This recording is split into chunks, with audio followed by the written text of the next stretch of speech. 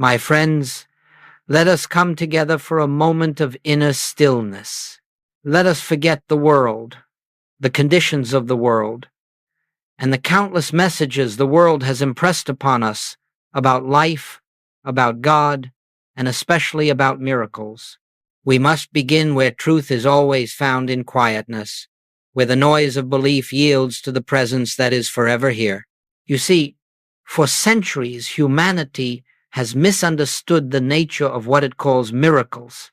To the human mind, a miracle is something extraordinary, something rare, something that breaks the natural order or suspends the laws of the universe. And so the world stands in awe and says, how wonderful, how impossible, how supernatural. But none of this is true. None of this is spiritual. A miracle is not the violation of law. A miracle is the revelation of law, the law that has always been, the law that operates regardless of human belief or disbelief. What the world calls a miracle is simply the moment when divine truth pierces through the veil of human thought, and an appearance is corrected by the activity of the one presence that has never changed. I want you to understand this. Nothing unnatural ever occurs in the kingdom of God. There is no disorder for God to fix, no chaos for God to subdue, no disease for God to heal. These conditions exist only in the realm of human perception, and it is only in that realm that they appear to be formidable, powerful, or real. When human consciousness is saturated with fear, with the belief in two powers, good and evil, health and disease, abundance and lack, it naturally seeks something outside itself to set things right. And so it prays for a miracle. It begs for a miracle. It hopes that God will intervene in the affairs of men. But the God we know in spiritual realization does not intervene. God is not a being who sits apart from us waiting for our requests. God is not a force that chooses one to heal and another to ignore. God is not a power that appears at times and disappears at others. No. God is the infinite, invisible, the ever-present reality that needs no invitation to be itself. When we speak of miracles in the infinite way, we do not speak of things happening to us. We speak of things being revealed through us as our consciousness becomes more attuned to truth. A miracle is nothing more than the dissolution of a false sense of reality and the dawning of the realization that God is the only life, the only law, the only presence operating anywhere. You and I do not create miracles. You and I do not cause harmony. All harmony flows forth of its own accord the moment we stop believing in a power apart from God. As we relinquish fear, as we surrender the belief in an external cause, we discover that what we have called miracle is simply the natural functioning of divine law. Think for a moment of the light of the sun. The sun does not suddenly shine because someone prays for it. The sun does not become brighter because someone needs warmth. The sun is constant, steady, unchanging. But when the clouds pass, when the fog lifts, the light that was always present becomes visible. The world may call that a miracle, but the sun calls it nothing at all. So it is with spirit.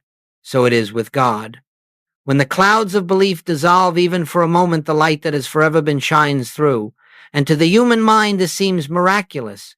But to spirit, it is merely the natural order of being. And so, as we begin our study together today, let us lay aside every notion that miracles are mysterious or rare or reserved for the few. Let us understand deeply and quietly that harmony is the law of God, and therefore the law of our being. And when harmony appears in our lives, it is not because something extraordinary has taken place, it is because something true has been realized.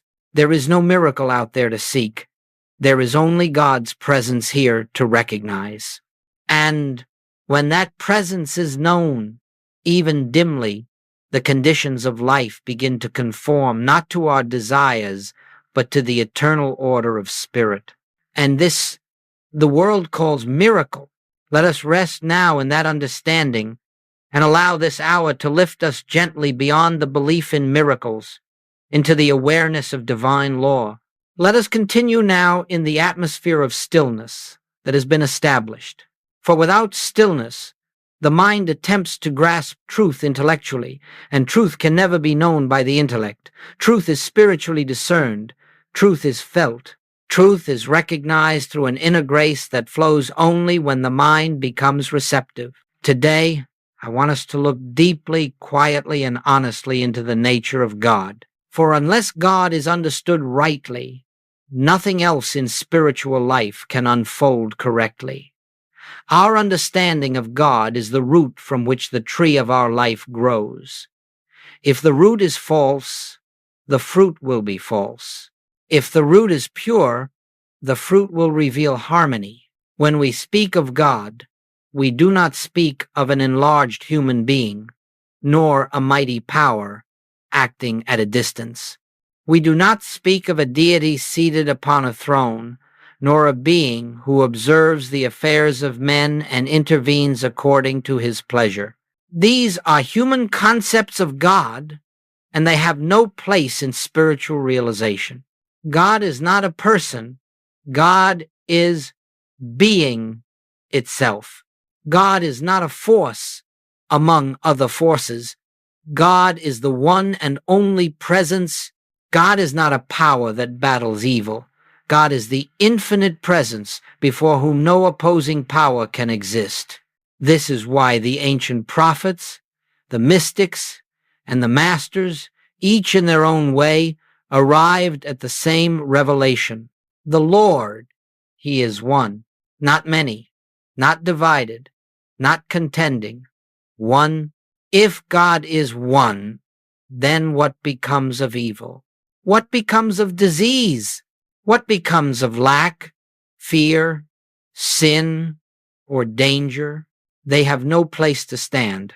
For if God fills all space, if God is all presence, then there is no unoccupied territory in which a second power may establish itself.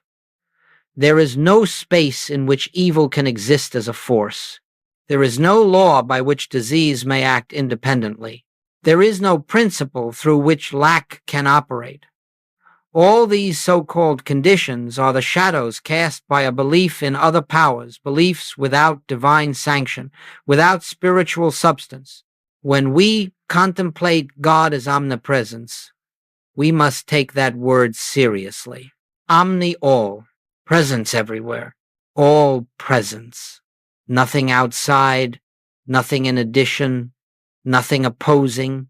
If we truly understood this, even lightly, we would never again fear a condition. For what condition can stand in the presence of the One? What power can challenge infinity? What law can contradict the all-law? This is not a statement of faith. This is not optimism. This is reality, the spiritual fact that remains true whether we believe it or not. God is the entirety of being, the substance, the law, the life, the intelligence, and the love that forms and sustains the universe. And if this is so, then what we call evil cannot be an entity. It cannot be a force. It cannot be a presence. It can only be a belief. As long as we grant evil a degree of power, we remain bound by the belief in two powers. But when we withdraw consent, when we let go of the notion that there is God and something else, God and disease, God and fear, God and lack, then the appearance begins to dissolve. Not because we fight it, but because it has no spiritual foundation upon which to stand. My friends, it is impossible, utterly impossible, for an evil power to exist where God is understood as the only presence. Evil has no life of its own.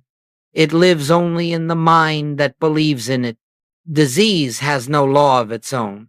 It is governed only by the belief that accepts it. Lack has no substance of its own. It appears only in the consciousness that imagines supply to be external.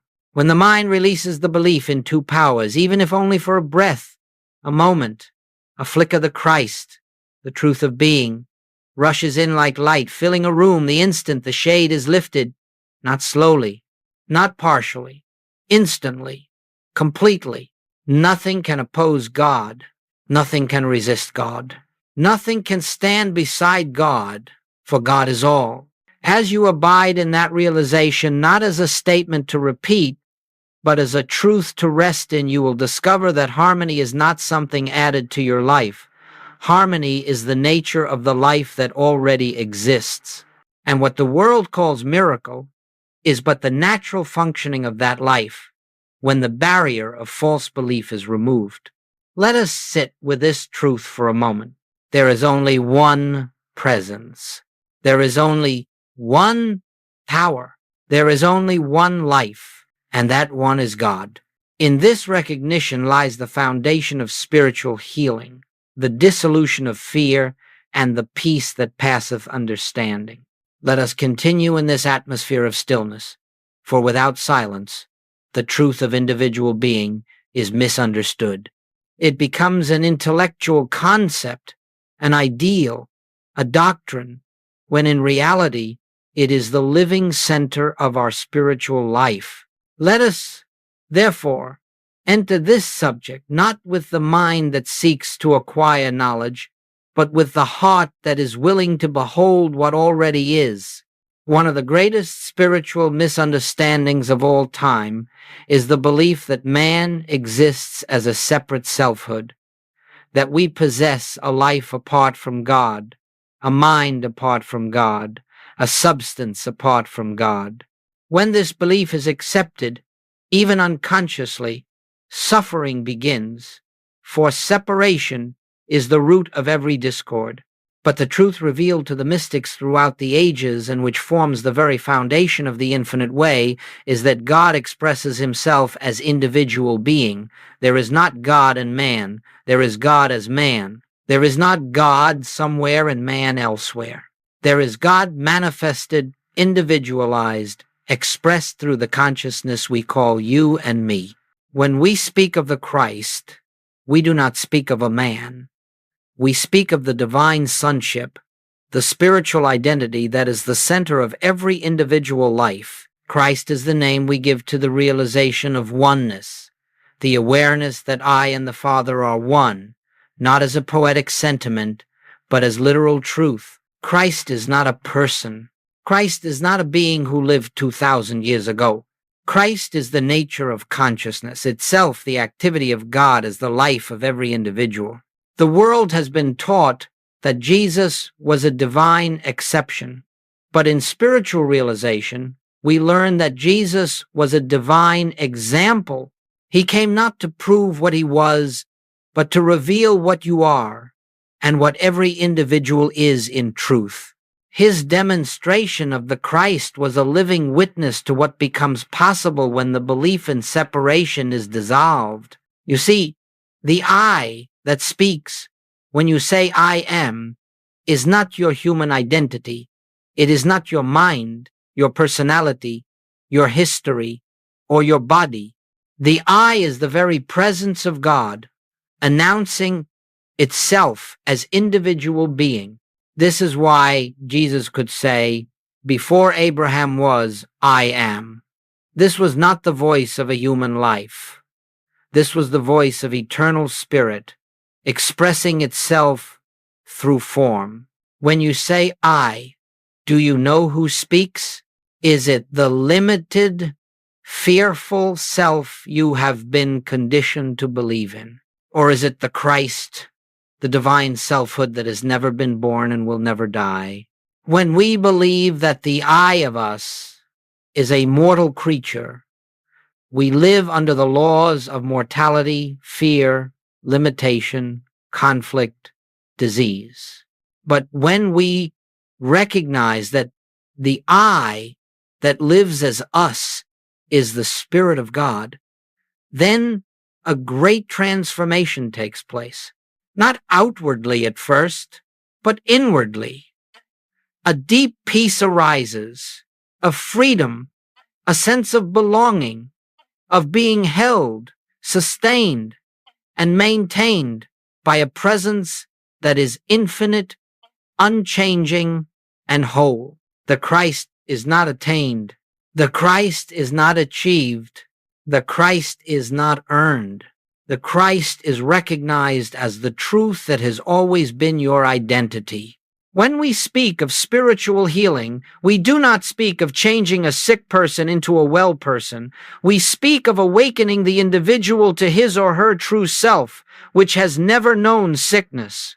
When we speak of supply, we do not speak of acquiring abundance. We speak of realizing that the Christ, expressing as you, is the very source and substance of supply itself. When we speak of harmony, we do not speak of arranging external circumstances. We speak of recognizing the one life that is living itself as your life, and in that recognition, harmony flows naturally. Everything in your experience, everything comes forth from your concept of yourself. If you believe yourself to be separate, you will experience the effects of separation. If you recognize your identity as the Christ, as the expression of God, then your experience will reflect that recognition in ways we call healing, restoration, peace, fulfillment. There is no personal ego that must be improved. There is no human self that must be perfected. There is only the false sense of self that must be released and the true self that must be acknowledged. The Christ is your identity, not someday, not after spiritual progress, not when conditions improve, but now, this very moment, as we rest in that truth, quietly, gently, without strain, the miracle of spiritual living begins. We discover that we are not trying to become something. We are simply waking up to what we have always been. Let us pause in silence for a moment and let that truth settle into consciousness. The Christ is your true self. The I within you is God, and all that the Father has is already expressing itself through you. Let us continue now. In the same stillness we have cultivated, for the subject before us cannot be grasped while the mind is agitated, fearful, or argumentative. Truth is never apprehended through resistance. It dawns quietly as light dawns, requiring only a receptive consciousness. In our study of spiritual healing, perhaps nothing has been more misunderstood than the nature of what the world calls error, disease, sin, lack, discord, fear, conflict. The human mind examines these conditions and says, these are real, these are powerful, these have substance and cause, and from that position, it seeks a God to remove them. But my friends, spiritual living begins only when we drop the assumption that error possesses power, presence, or law. Only then can we discover that the so-called powers of this world have no foundation in spirit, no existence in God, and therefore no true authority over our lives.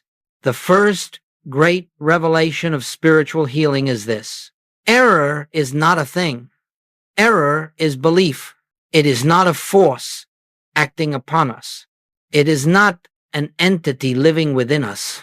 It is not a law operating against us. It is the mind's acceptance of a false appearance as though it were reality. Let us listen deeply now, for this must be understood not only with the intellect but with the heart. Disease is not a spiritual creation. It is not made of the substance of God. It is not upheld by divine law. It has no roots in the infinite. It exists only as a mental picture formed through fear, suggestion, heredity, education, and the testimony of the senses. If disease had spiritual substance, no prayer could remove it. If lack had spiritual legitimacy, no truth could dissolve it. If fear had actual power, no realization of God could pierce it. But these conditions dissolve the moment consciousness is illumined because they were never real in God's kingdom to begin with. And so we are not called to fight error, to struggle with it, to oppose it, or to wrestle it into submission. When you fight an appearance, you give it substance. When you resist it, you acknowledge its power. When you fear it, you grant it life. But when you see through it quietly, without strain, you discover that it never possessed reality of its own. Error is a shadow. Error is a mirage. Error is the projection of a mind that believes itself separate from God. But the moment truth is realized, even faintly, the shadow disappears. Not because you have defeated it, but because you have recognized that it never had a life apart from your belief. Consider this. When the sun shines, darkness flees. But did darkness go to battle with the sun? Did the sun fight to overcome darkness? No. The light revealed that the darkness never had substance. It was only the absence of light. So it is with error. Error is the absence of realized truth. Not the absence of truth, but the absence of our awareness of truth. The moment truth fills consciousness, the appearance of discord melts away as naturally as darkness dissolves at dawn. This is why spiritual healing comes not from treating the body, but from awakening consciousness. The outer condition is only the symptom of an inner belief. Remove the belief, and the symptom has no place to remain. Now listen to this gently, without fear. There is no power in disease. There is no law in disease. There is no mind in disease. It cannot act. It cannot think. It cannot continue except by our belief in it. In the same way, lack has no power to limit. It is never an outer condition. It is always the result of consciousness believing that God is external, intermittent, or partial.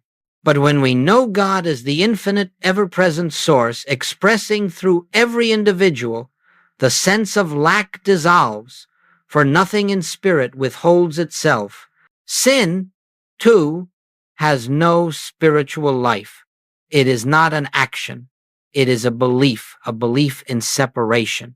When the individual awakens to oneness, the compulsion of sin falls away as naturally as a leaf falls from a tree in autumn. Therefore, in the infinite way, we do not attempt to change error. We do not attempt to heal it. We do not attempt to correct it. We see through it. Healing comes by revelation, by the recognition that error has no spiritual foundation, no God-given life, no actual law supporting it. As you come to understand this, fear diminishes. And as fear diminishes, the appearance of discord loses its foothold. A higher law begins to operate, not because you have invoked it, but because you have stopped denying it. Let us sit with this quietly. There is no power apart from God. Therefore, there is no error with power. There is only the one presence, and in the light of that presence, every false appearance dissolves. This is the law behind spiritual healing. This is why miracles appear where truth is known.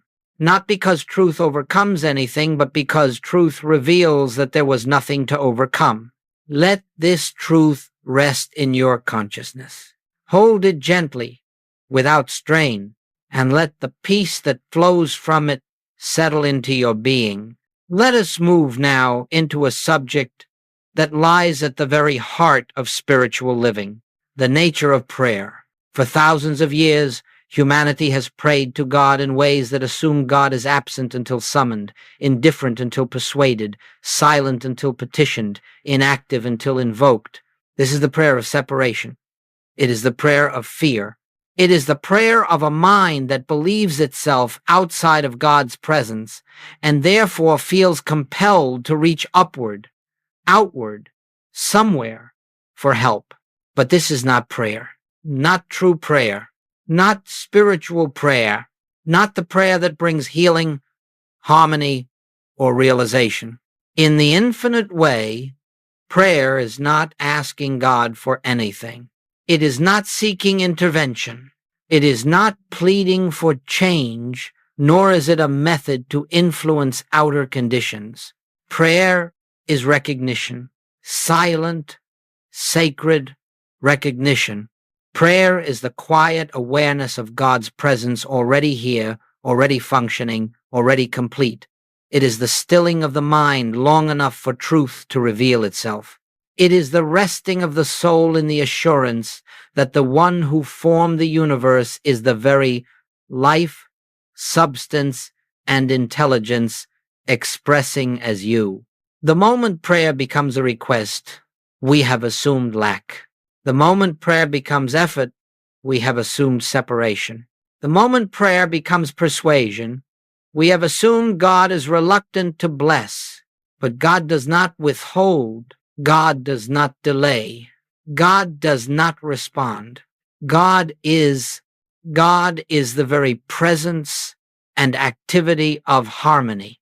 God is the living law, operating as your being. God is the fullness of all good already present in the depth of consciousness. True prayer is the recognition of this fact. When you sit in prayer, not to change anything, not to get anything, not to fix anything, but simply to rest in the assurance that God is the only presence, the only power, the only life, you will discover that prayer has nothing to do with words. Prayer is communion.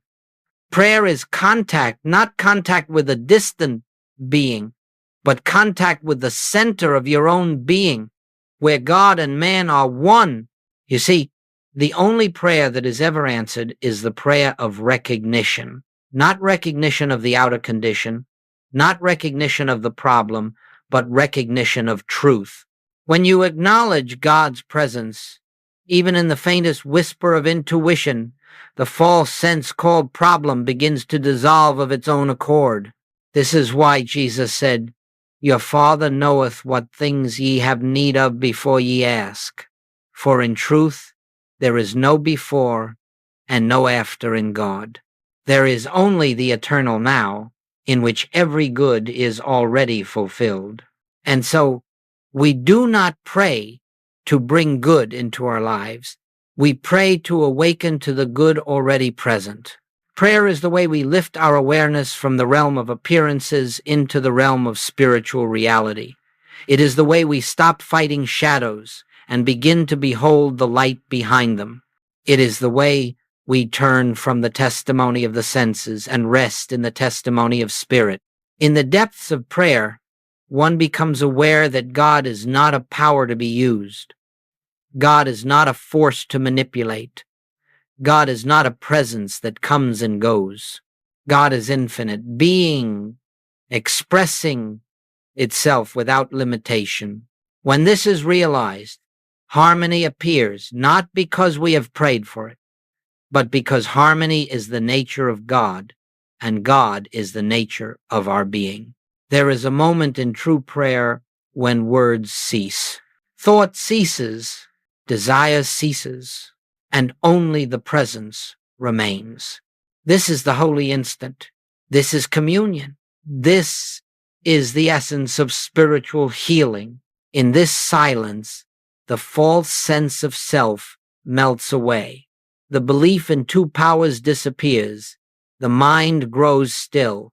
And into this stillness flows the gentle assurance, I am here. I am the life of you.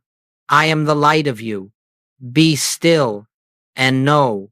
In that knowing, the so-called miracle takes place, not as an act of God intervening, but as the natural consequence of consciousness recognizing its source. Prayer never changes God.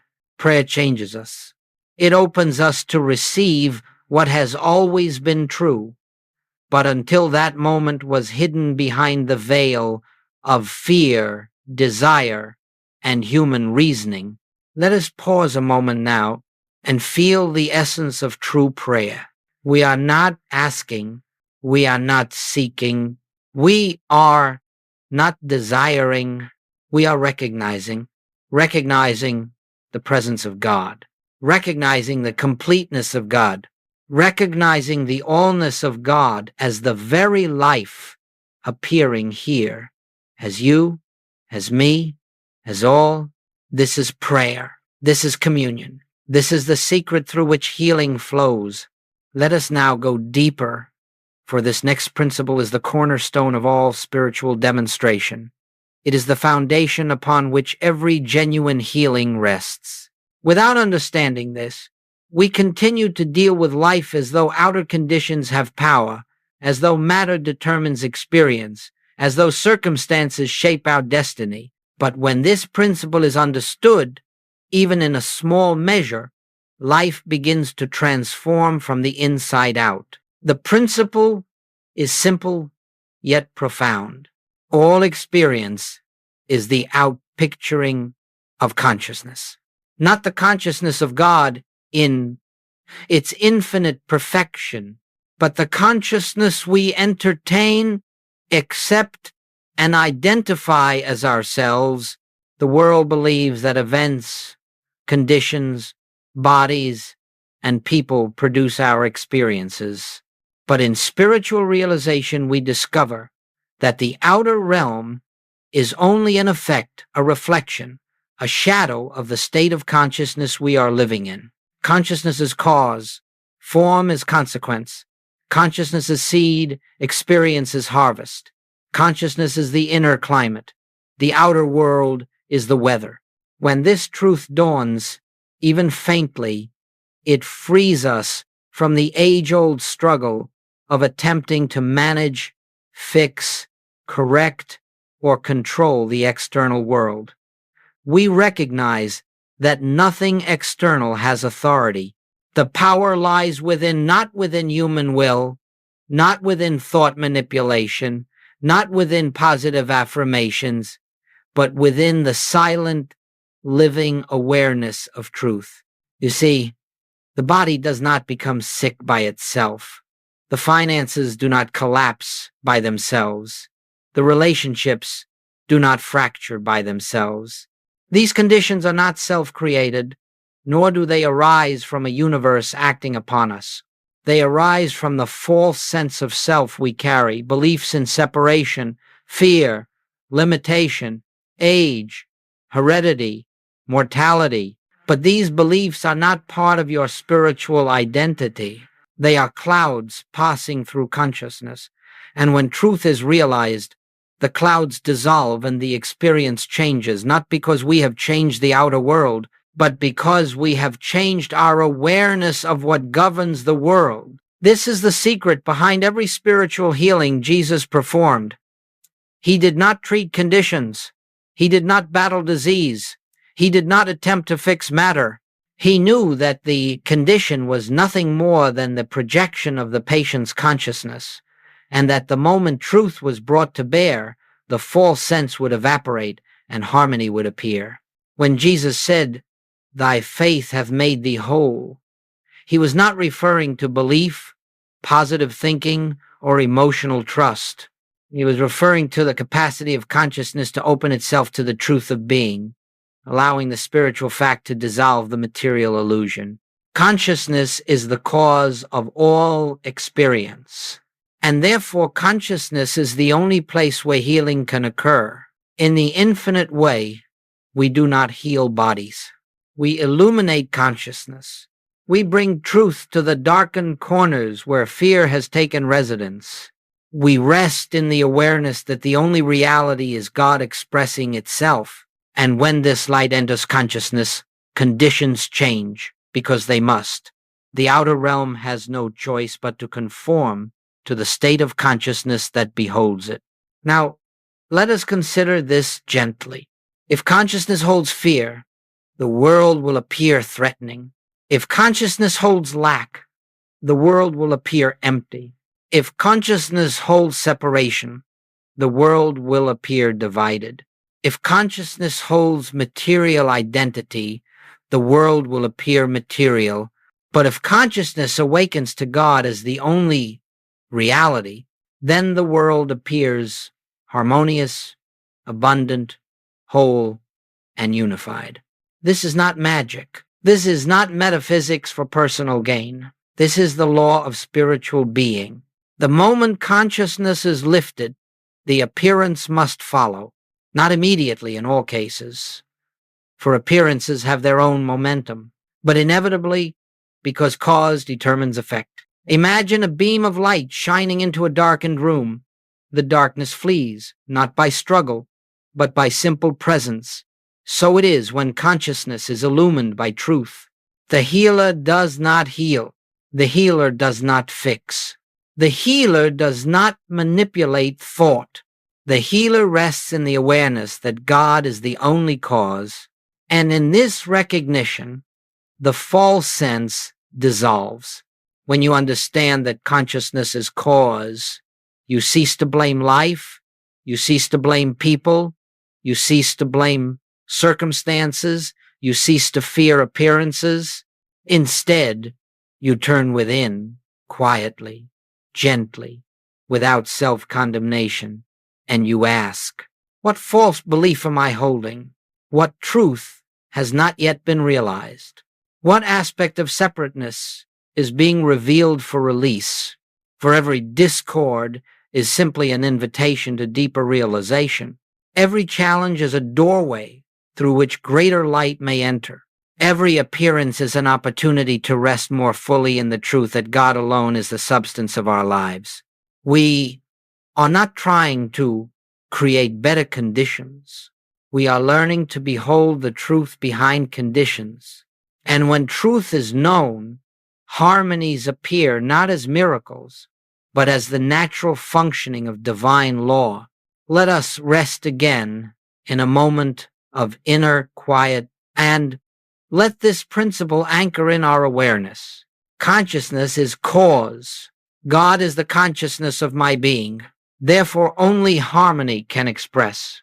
Hold that gently, not as effort, not as declaration, but as recognition. For this is the foundation of all spiritual demonstration. Let us continue now, quietly, for we are reaching a point in our unfolding where the inner eye must open, not the physical eye that sees form, but the spiritual vision that beholds reality. For unless we learn to see the invisible, we remain bound by appearances. Unless we awaken to what is, we remain captivated by what seems to be. Remember this always. All spiritual transformation begins in the unseen. Nothing in the outer world changes until something within consciousness is recognized. The invisible must precede the visible, because spirit is cause, and form is effect. What cannot be seen with the eyes is the only realm in which true change occurs. Human living is based upon form, matter, events, conditions, what the senses testify to. But all appearances are mere shadows of a deeper reality. And until we acknowledge that deeper reality, the shadows will continue to dance as though they possess substance and power. You cannot correct shadows. You cannot reshape them. You cannot argue with them. You cannot pray them away. You must change the light that casts them. And so we discover that every step in spiritual growth is the turning of attention from the visible to the invisible, from the effect to the cause, from the form to the source. The moment one seeks to change the outer, one is living in the belief that outer things have reality. But the moment one turns within, into the silent recognition of the invisible presence, the so-called outer begins to realign itself naturally.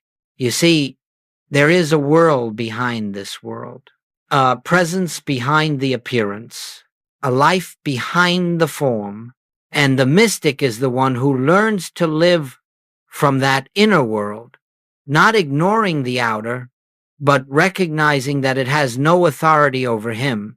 The mystic knows that what the senses report is always incomplete, always distorted by human limitation, and therefore never the final truth.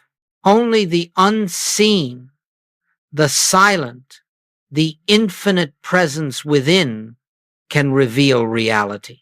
This is why Jesus could say, "Judge not according to the appearance, but judge righteous judgment." He was not speaking of moral judgment.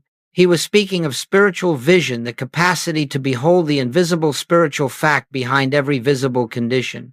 In that moment of recognition, healing takes place.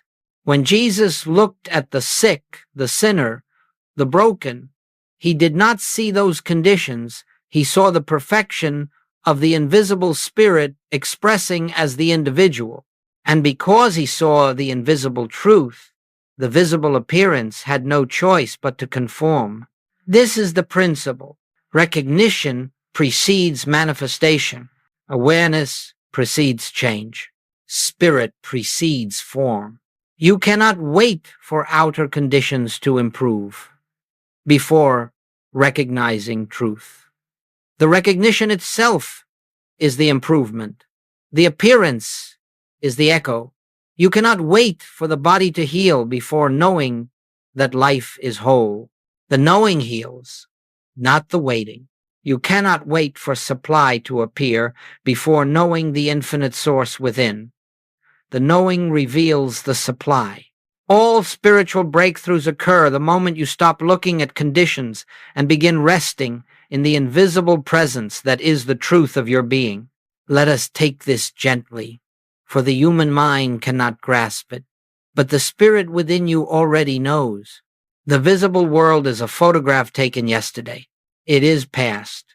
It is memory. It is the outpicturing of a consciousness you no longer inhabit. To seek change out there is to argue with yesterday. To seek truth within is to step into the eternal now where God alone is operating. So how do we recognize the invisible? Not through imagination, not through effort, not through will.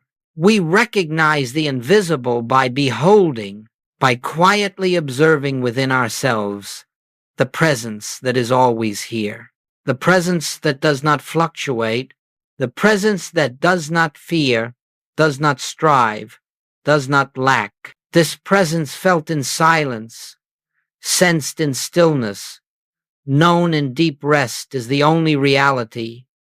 And as we acknowledge it, something subtle begins to happen. The grip of appearances weakens, fear dissolves, resistance drops away, and the peace of God begins to fill consciousness like a rising tide. This peace is not the result of outer improvement. This peace causes outer improvement. Once the invisible is recognized, the visible reorganizes itself without your direction, without your effort, without your manipulation. Harmony appears because harmony is the nature of the invisible presence you have touched. We are not trying to change the outer world. We are learning to behold the inner kingdom.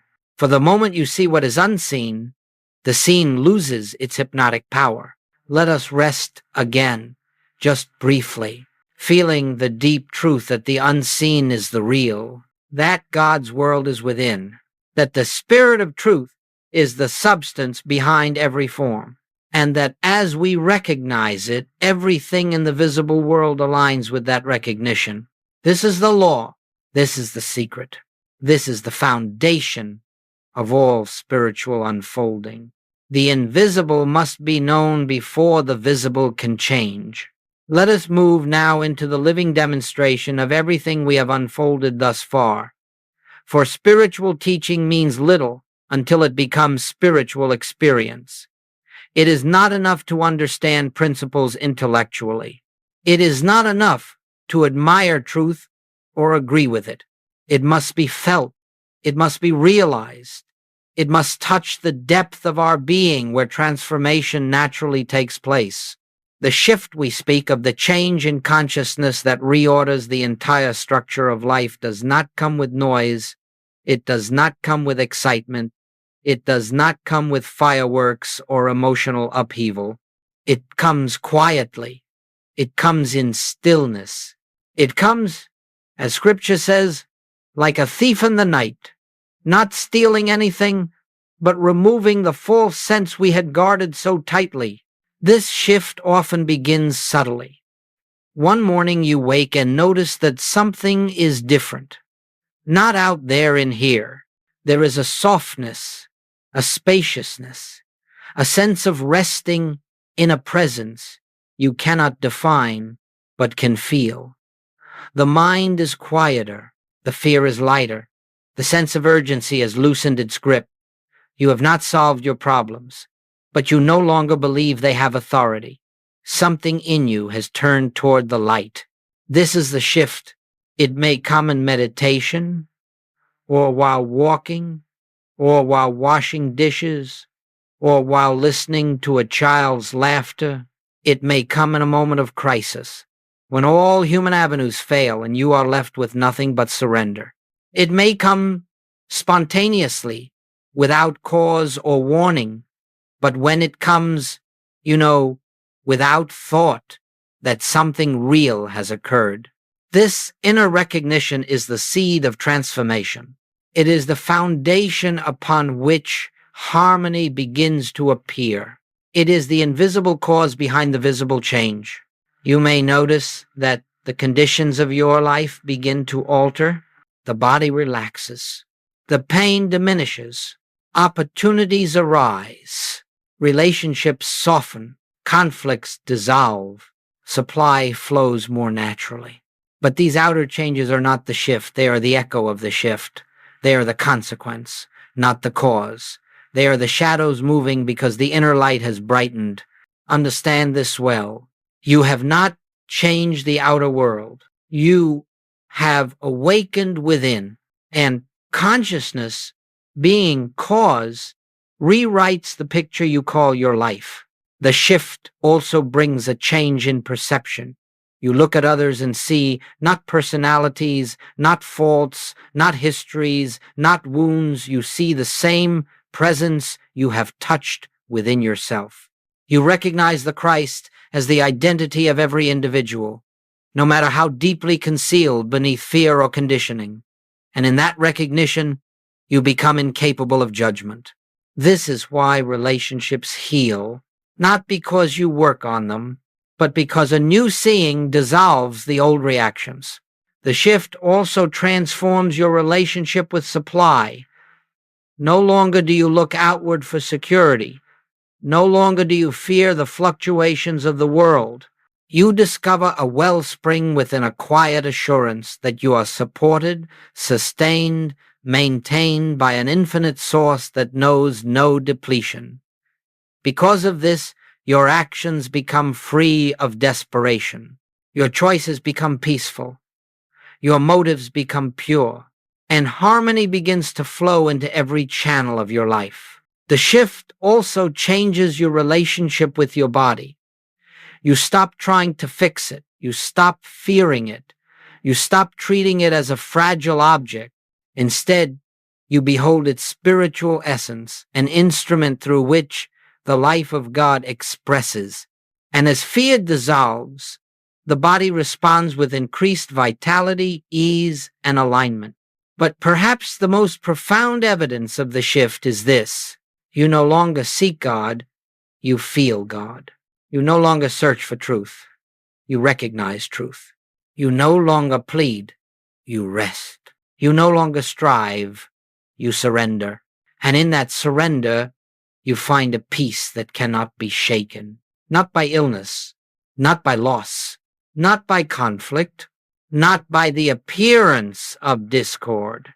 You have found the indwelling presence, and once found, it becomes the anchor of your entire life. The storms may come, but they cannot uproot you. The winds may blow, but they cannot uncenter you. The world may shift, but you remain in the still point where God is known. This is the shift, the dawn of spiritual awareness, the beginning of a new dimension of living. And because it is rooted in truth, it does not fade. It may be overshadowed momentarily by old habits of thought, but it returns, always returns, because it is your nature. The shift is not something you must maintain. It is something you are. It is the Christ of your being awakening to itself. Let us rest now for a moment in silence, feeling that gentle inner movement, the quiet turning of consciousness toward its source. This is the shift. This is the transformation. This is the rewriting of the outer world by the light of the inner. As we come now to the close of this period of unfolding, let us not think of it as an ending, but as a return to the presence from which all spiritual awareness flows. For the truth we have contemplated is not something we acquire or something we carry away. It is something we awaken to again and again, each time we turn within. The presence is always here. The silence is always here. The light is always here. The Christ is always here. It is we who wander from it, not it from us. It is we who forget, not it who disappears. It is we who lose our way in appearances, not it who abandons us. This path, this infinite way, is not a journey to God. It is the recognition that God has been the substance of our being from the beginning. No matter how deeply we explored the nature of miracles, the nature of consciousness, the nature of prayer, the nature of healing, the essence of it all is beautifully simple. Be still and know. Know what?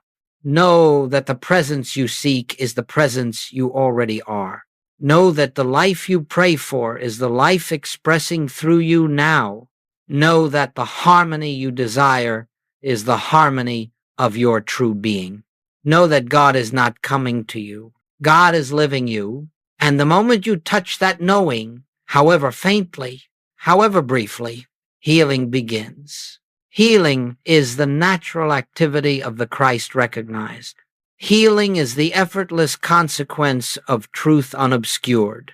Healing is the grace that flows the instant we surrender the belief in a selfhood apart from God. Let this be the closing understanding. You do not walk this path alone. You do not practice this truth alone. You do not unfold this awareness alone. The presence within you is the teacher, the guide, the healer, the comforter. It is the life that breathes you and the love that enfolds you. And every time you return to that inner stillness, every time you pause, every time you rest, every time you become aware of the gentle, silent I within, you are coming home, home to the Christ of your being, home to the peace that does not depend on circumstances, home to the source from which all blessings flow, home to the truth that has never left you for a single moment. As we end this session, let us sit together in a shared recognition, quietly, without words, that the presence we have spoken of is here, not in theory, not in hope, not in future attainment, but here, now, as the very essence of your being. Rest in that, live in that, return to that again and again, for in that returning lies the beginning of true healing and the unfolding of a life lived from the Christ within. Peace, peace, peace.